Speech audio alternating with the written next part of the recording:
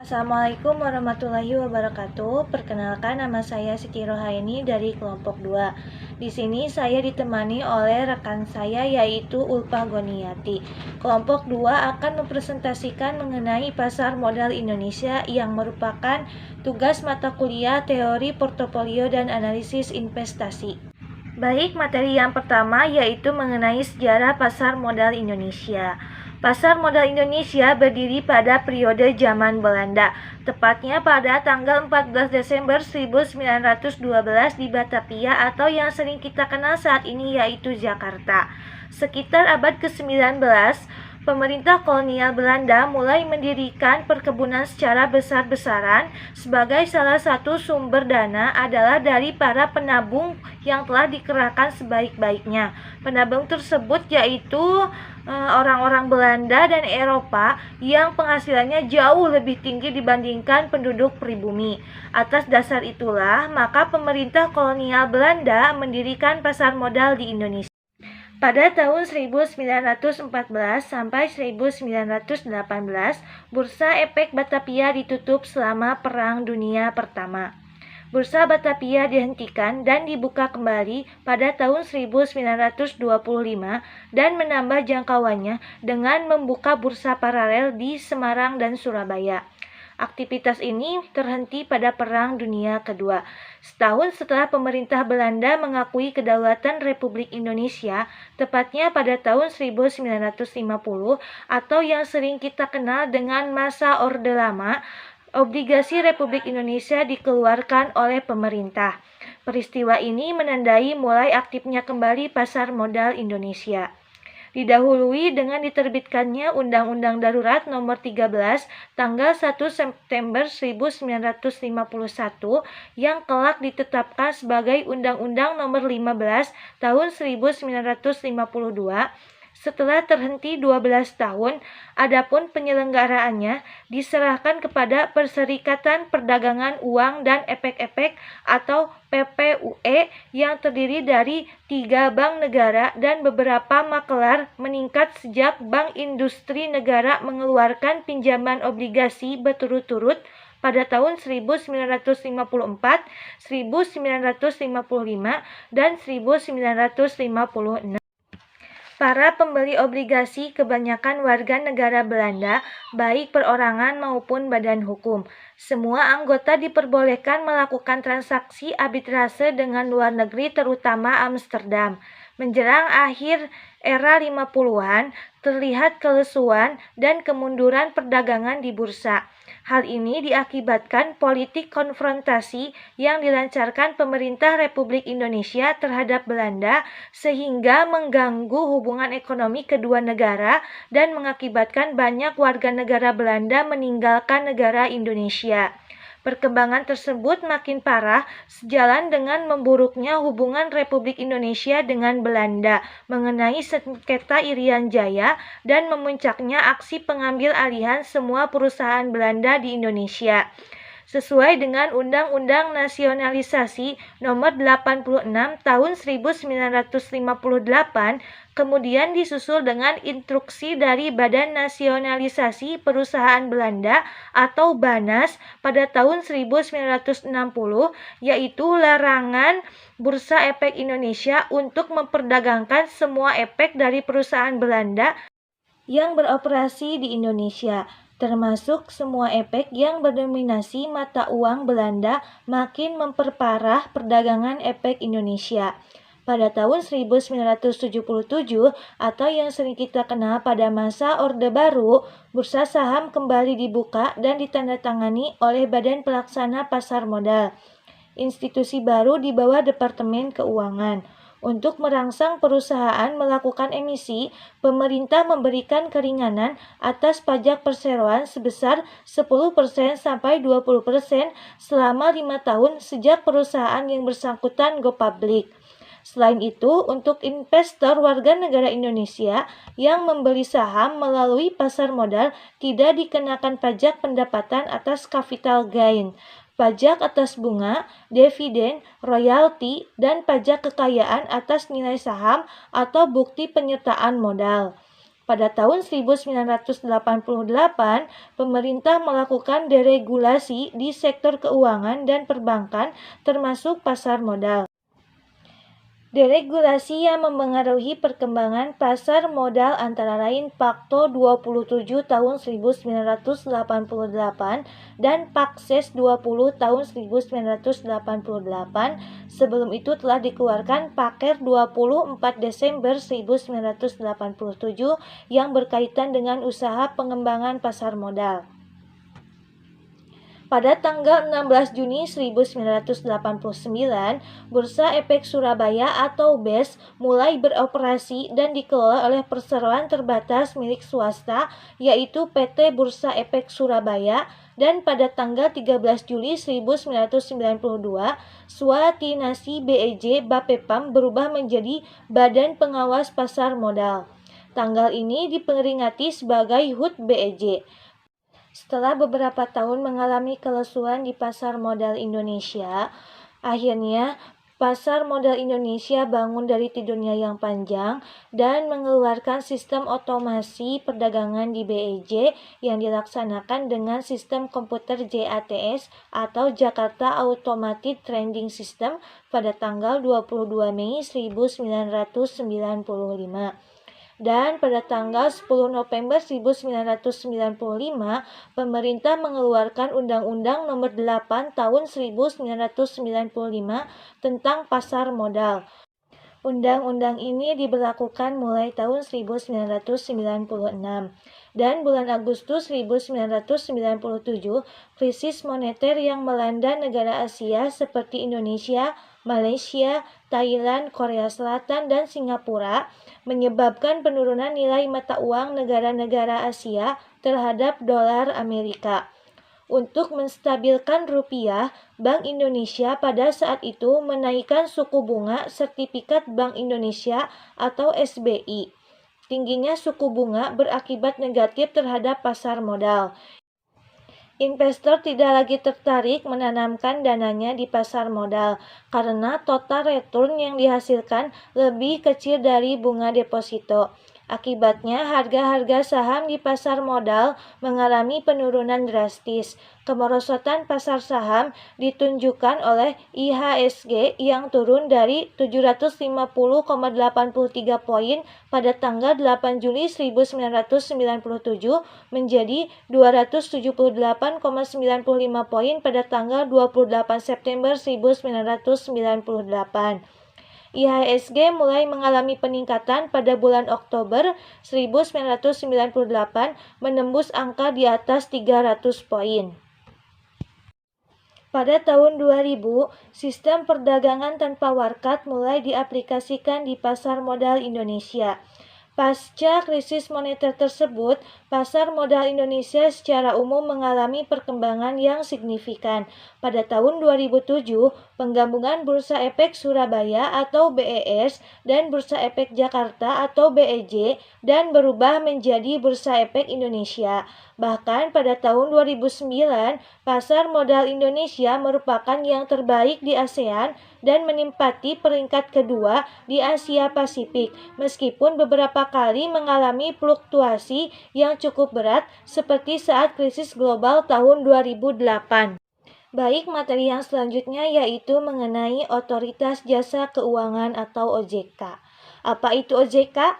Berdasarkan Undang-Undang Nomor 21 Tahun 2011 tentang Otoritas Jasa Keuangan disebutkan bahwa OJK adalah lembaga yang terintegrasi maupun independen yang memiliki fungsi, tugas, dan wewenang dalam mengatur sistem regulasi, melakukan pengawasan terhadap kegiatan jasa keuangan. OJK ini merupakan lembaga yang bukan bagian dari kekuasaan pemerintahan dan dijalankan dengan menerapkan prinsip-prinsip tata kelola yang baik, yang meliputi akuntabilitas, transparansi, independensi, pertanggungjawaban, dan kewajaran. Tujuan dibentuknya OJK ini adalah untuk memenuhi dan melindungi kebutuhan dan kepentingan masyarakat, mewujudkan sistem keuangan yang stabil dan berkelanjutan, dan terselenggaranya sistem keuangan yang teratur, adil, akuntabel, dan transparan. Oleh sebab itu, OJK memiliki peran yang penting dalam menjaga daya saing dan meningkatkan perekonomian di Indonesia. OJK merupakan lembaga yang melakukan tugas pengaturan dan pengawasan terhadap kegiatan-kegiatan. Yang pertama, kegiatan jasa keuangan di sektor perbankan. Yang kedua, kegiatan jasa keuangan di sektor pasar modal. Dan yang ketiga, kegiatan jasa keuangan di sektor perasuransian, dana pensiun, lembaga pembiayaan, dan lembaga jasa keuangan. Untuk melaksanakan tugas-tugas pengaturan dan pengawasan, OJK memiliki 3 wewenang.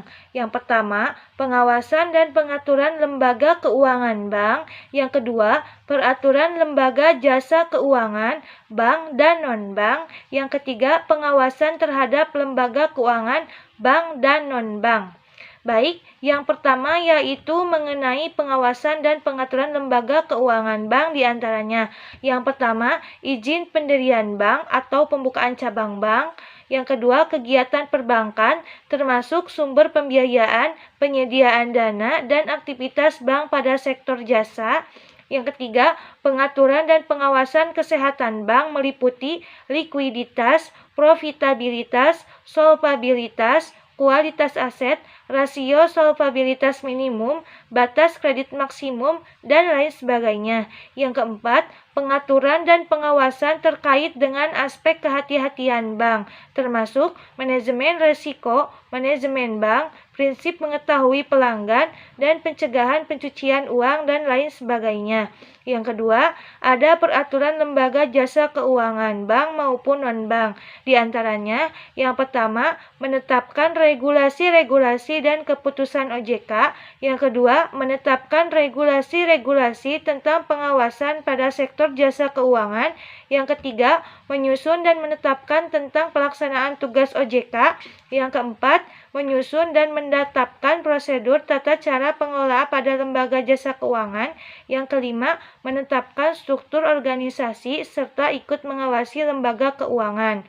Baik, yang ketiga yaitu ada pengawasan terhadap lembaga keuangan, baik bank maupun non-bank. Di antaranya, yang pertama, menetapkan kebijakan pengawasan operasional lembaga keuangan. Yang kedua, melakukan pengawasan pelaksanaan perlindungan konsumen, tugas dari manajer eksekutif, dan tindakan lain terhadap lembaga keuangan. Yang ketiga, memberikan instruksi tertulis kepada lembaga keuangan, memberikan sanksi administratif terhadap pihak yang melanggar peraturan di sektor keuangan, memberi atau menarik izin usaha, izin pribadi, surat pendaftaran terdaftar, persetujuan untuk melakukan kegiatan bisnis, ratifikasi, persetujuan atau penentuan pembubaran, dan ketentuan lainnya. Sekian presentasi yang bisa saya sampaikan. Materi selanjutnya akan dipaparkan oleh teman saya yaitu Ulpah Goniati.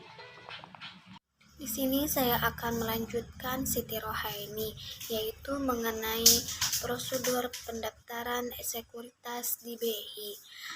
Tahapan-tahapan yang ada di prosedur pendaftaran sekuritas terdapat 4 tahapan. Yang pertama, tahapan persiapan. Tahapan ini merupakan tahapan awal dalam rangka mempersiapkan segala sesuatu yang berkaitan dengan proses penawaran umum. Yang kedua, tahapan pengajuan pernyataan pendaftaran. Pada tahapan ini dilengkapi dengan dokumen-dokumen pendukung calon emiten menyampaikan pendaftaran kepada Bapepam LK hingga Bapepam LK menyatakan pernyataan pendaftaran menjadi efektif. Dan yang ketiga, tahap penawaran saham.